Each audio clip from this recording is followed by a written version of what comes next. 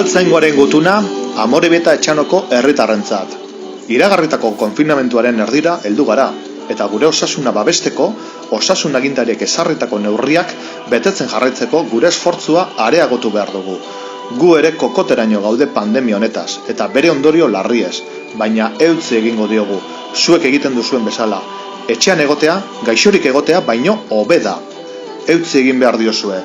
Bihar etxetik atera ahal izateko. Kale, plaza, denda, eskola eta zuen lantokietan berriro ikusi nahi zaituztegu. Zuen falta sumatzen dugu, sano behar zaituztegu.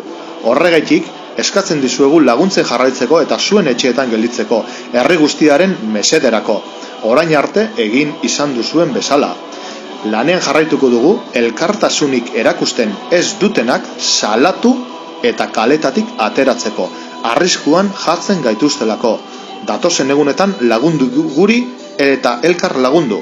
Animo, osasuna eta indarra denontzat, eta bereziki osasun arloko langileentzat. Eskerrik asko!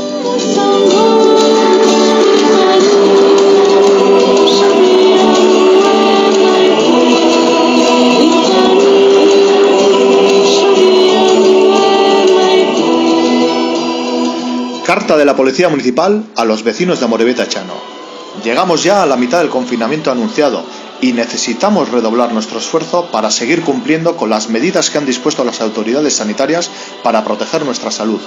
Nosotros también estamos hartos de esta pandemia y sus graves consecuencias, pero vamos a aguantar como lo estáis haciendo casi todos. Estar confinado es mejor que estar enfermo. Debéis resistir para poder salir mañana. Os queremos de nuevo en las calles y plazas, en los comercios, en las escuelas, en vuestros trabajos. Os echamos de menos. Os necesitamos sanos. Y por eso mismo os pedimos que sigáis colaborando y que respetéis el confinamiento en vuestros domicilios, por el bien de todo el vecindario, tal y como ya lo estáis haciendo.